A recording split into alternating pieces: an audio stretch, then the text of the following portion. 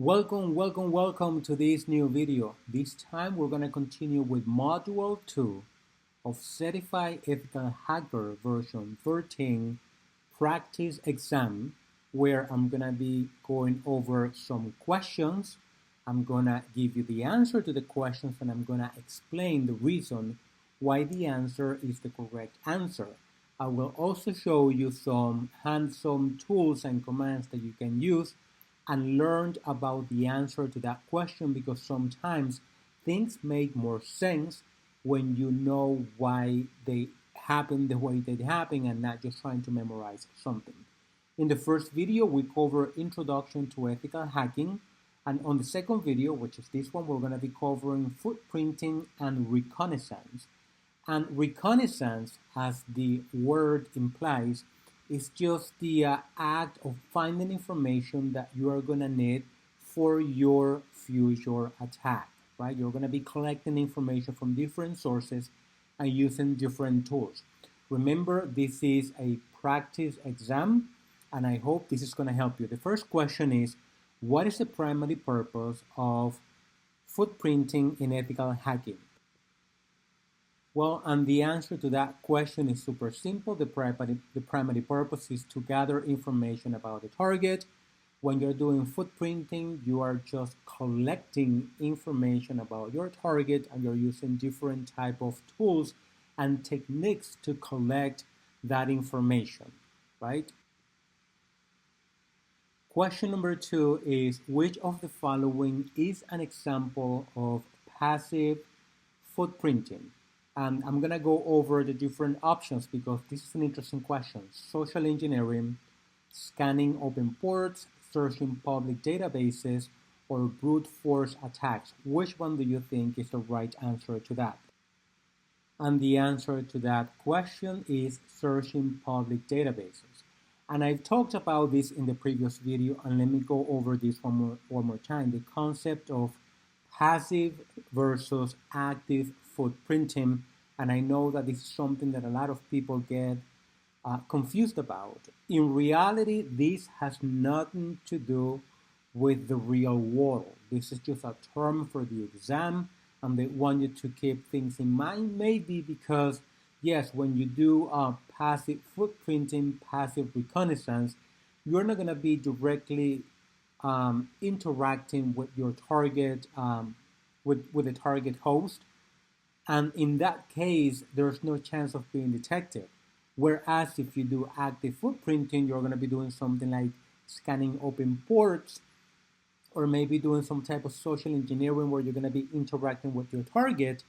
And, that's what they call it, like passive versus active. Just remember, passive is relying on publicly available information where you're not going to be directly interacting with your target. Let's go to question number 3. Which tool is commonly used for DNS footprinting? And the options are Wireshark, NSLookup, Metasploit, and Nmap.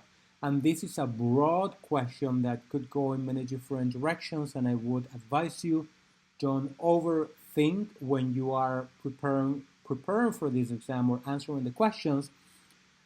Because you could think, maybe Wireshark, you can do some DNS footprinting. Perhaps you can collect some of the information from Wireshark and do some DNS footprinting. Or maybe you can use one of the modules in Metasploit, but that is overthinking. Or maybe you could use one of the scripts from Nmap, but that's also overthinking. In this case, the right answer to these questions is NSLookup. And NSLookup is a utility that you can use on Windows, and you can also use on Linux operating system to find information about your target. And in this case, we're talking about DNS information. And in this case, I have my Ubuntu computer. If you do NSLookup, and then you do, for instance, CNN.com as your target, and you hit enter, you're going to get different information about the domain name DNS.com. And in this case, it's going to show you the different IP addresses that name is getting resolved to. But that's not the only reason why you would use NSLOOKUP. You have more powerful reasons that you can use this for, and one of them is to discover or to identify DNS record names in the DNS zone. For instance, if you would like to find the the different records, the name server record of the DNS zone, you would do NSLOOKUP space, you would do type, and you have to specify the type of record you're looking for in the name server, CNN.com, and you're gonna get that information right here, right? This is it right here, the name servers. Or you could also do the MX record if you're looking for the record that handles emails. You could do that as well, and you're going to get that information right here too. So NSLOOKUP is a utility that you can use on Windows and you can use on Linux that is going to be able to provide a lot of information about DNS zones and DNS information for one specific target. You could read more about it if you look at the man page. You're gonna get all this information of how you can use it interactively. You can set also your system to search one specific DNS records instead of searching any other DNS records. So the information is endless, I should say, for DNS. So going back to the question, which tool is commonly used for DNS footprinting? Every time you think about DNS footprinting, you should automatically think about NSLOOKUP. That's going to be the answer to that question. Question number 4, who is used for in reconnaissance phase? The options are discovering open ports, mapping network traffic, gathering domain registration information, or enumerating network shares, and all that sounds pretty good. The answer to that question is gathering domain registration information. Now, whois is a command and is also a tool that you can use. By a tool, I'm talking about a website. You could go to Shodan, let me come right here, whois.com, and you're going to be able to type information about your target, for instance, CNN.com, and that's going to resolve and it's going to provide information about the domain name itself. You can also use the command on your computer. So let me get out of here. Let me just clear this. And you do whois CNN.com. And the command is not installed. So I'm gonna install it and then I'm gonna show you how to use it from the command line. Okay, and I just installed it, and as you could see, it's gonna pull the same information that you see from the website, which is information about the specific domain name.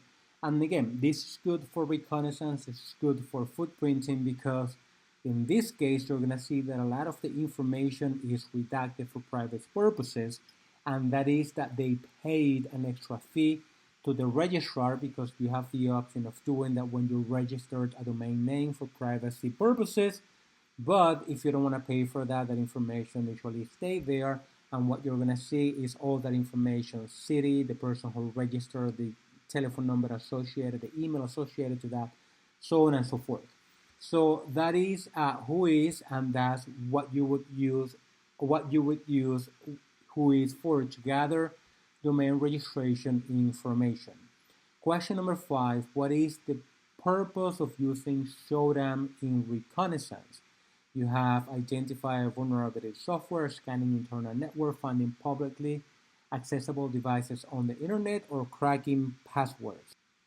And the answer to that question is C, finding publicly accessible devices on the internet. Now, Shodan is a search engine, but not a search engine like Google or Bing that you're going to use to find answers or your favorite restaurant, so on and so forth.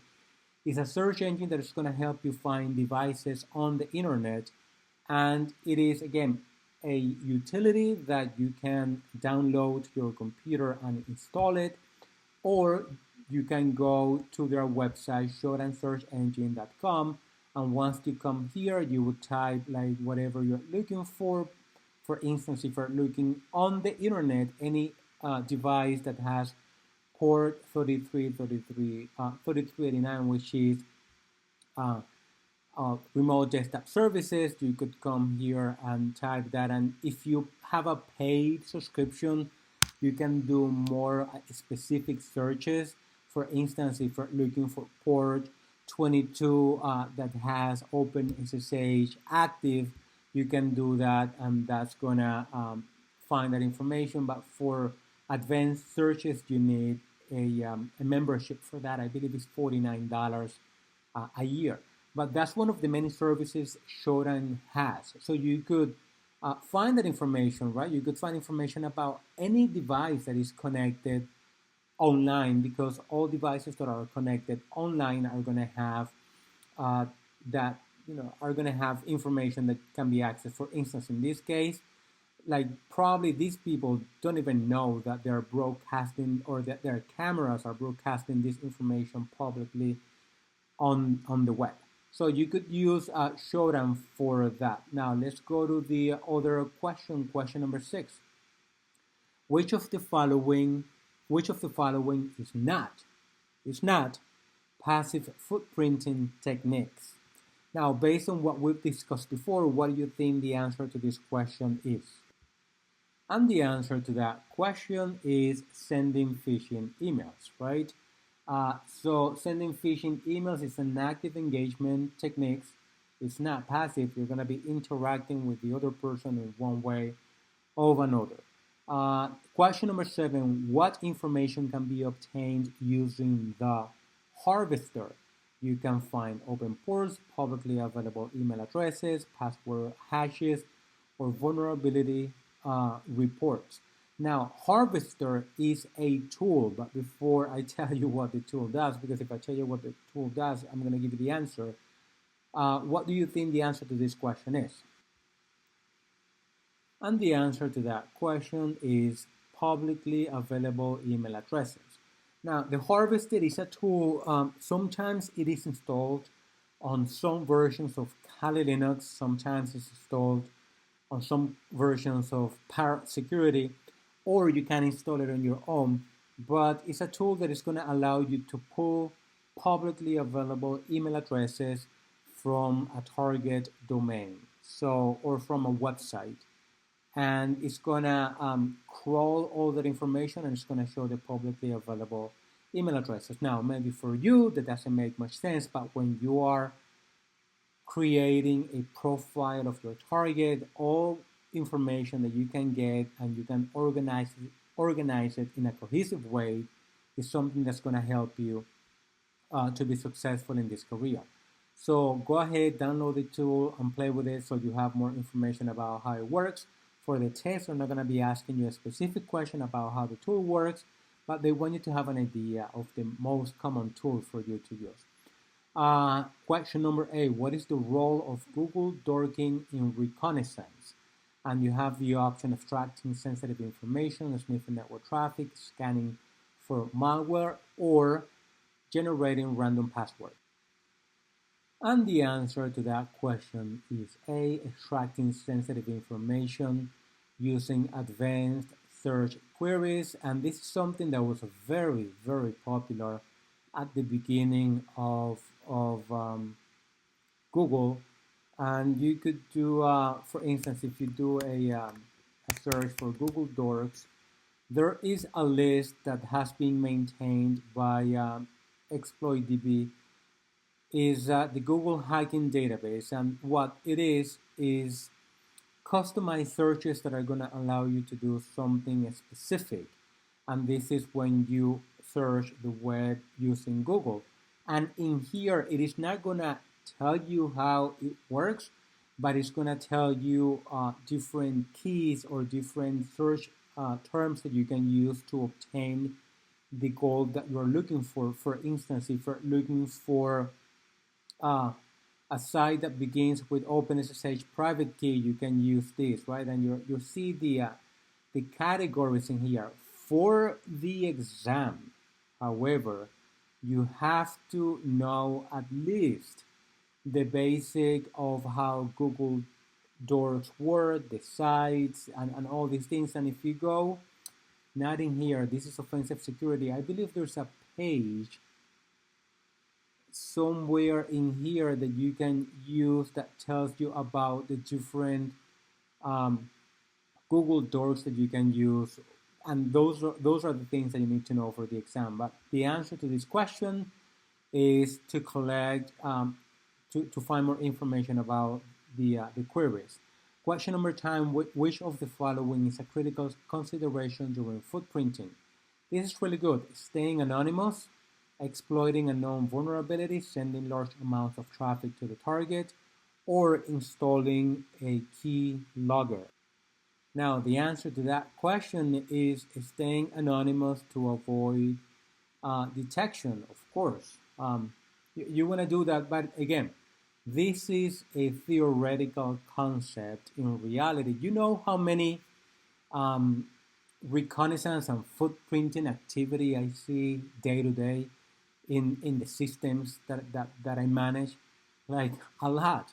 So this concept is pure theory. In reality, obviously, you want to stay quiet, flying under the radar if that's your job.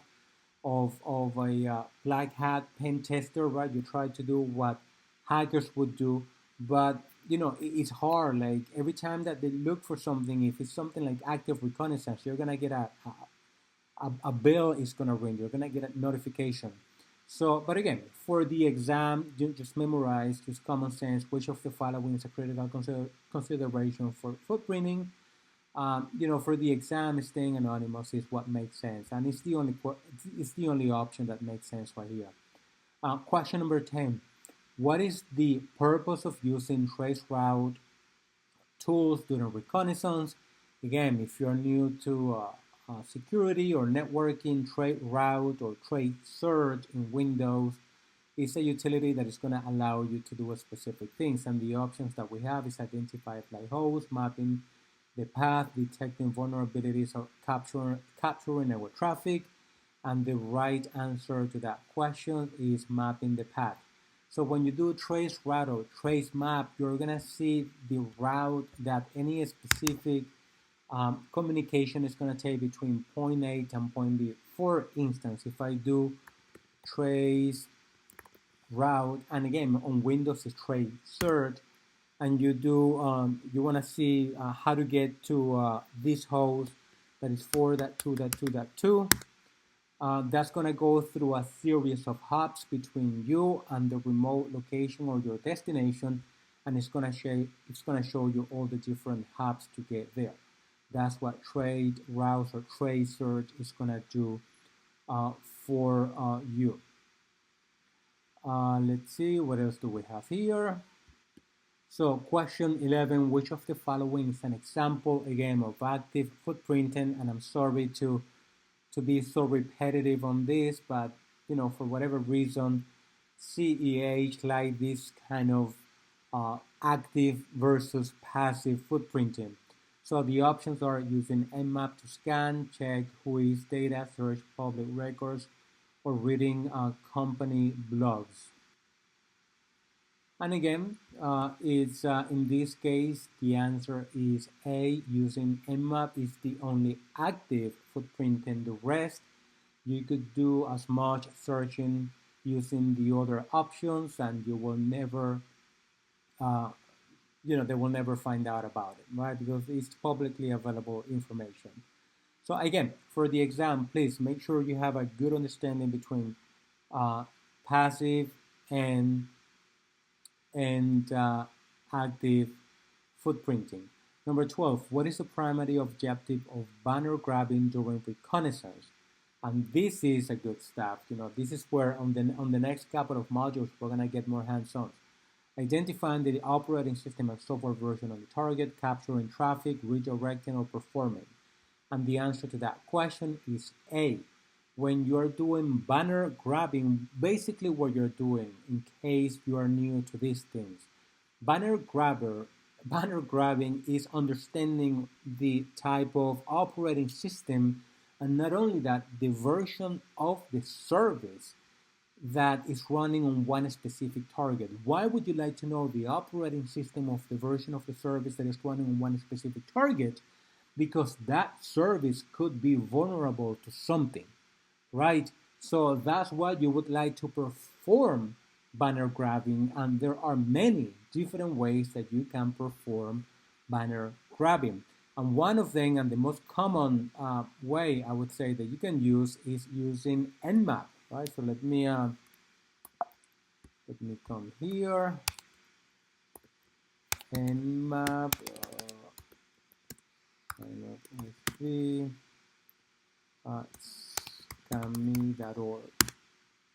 Right, so Nmap is a command-based utility. The GUI version of that is Nmap, and this is the de facto network scanning tool or that you could use out there, right? So let me just finish with this scan, and I'm gonna cover one topic here and tell you how it helps. So as you could see, we're getting the information about the port, right? And we're getting the version. We're doing banner grabbing.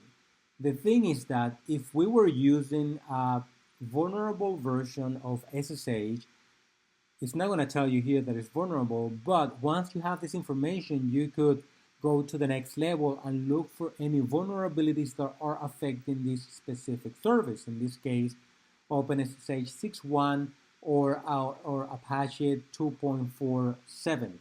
Right, so this is one of the ways that you would do banner grabbing, and this is why you want to do banner grabbing, to build that information and then look for potential vulnerabilities. Okay, let's go to question for 13. Which record type would you query in DNS to discover email server details? And again, for this exam, you have to know the most common DNS records, and that's going to include A, CNAME, MX, and PTR. And then in this case, anything related to email server, that's going to be your MX record. So that's one of those things that you have to just simply memorize. Just make a list of DNS records and what they are, and just memorize them for the exam. It's one of those things. What is the main difference between active and passive scan? Oh gosh, we have so many of this question, but again, you're going to get these questions in the exam. I guarantee you, now that I know what's in that exam, I cannot legally tell you exactly what's on the exam. I'm just showing you and giving you information of what I believe is going to be in the exam. And again, the answer to that question is passive reconnaissance, gathering information without, and this is your keyword, directly interacting with the target. And if you memorize that sentence, you'll be able to answer almost any questions related to active versus passive reconnaissance, right? So you're not going to be directly interacting, you're going to be using publicly available information. And the last questions of this section is, which of the following techniques can help in determining a target's physical location? And the options are interesting: reviewing DNS records, and maybe not; performing network scans; conducting brute force. Brute force has nothing to do with that. And the answer to that question is searching geolocation in metadata, right? So every connection is going to have metadata, and in that metadata, you may have the geolocation of that originating source, right? So you could do that in there too. You can also find that information with different services like geolocation. If you come here and you know what you're looking for instance, if you're looking for npr.org, that's going to show you information about that target. The geolocation, as you could see, is from the Washington area, and this is an IP address, and this is an AWS. So just keep that in mind when you're answering the questions related to Footprinting and Reconnaissance. Use common sense, don't overthink it, and I'm going to wrap it up right here, and we're going to be talking about module number 3 on the next video. In the meantime, also, consider searching my channels. I have a lot of how-to videos in there about cybersecurity and best practices.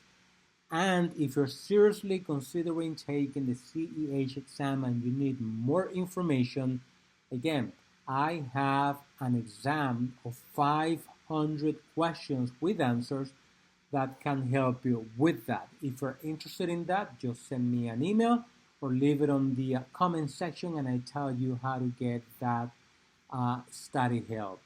Thank you for watching and I will talk to you on the next video.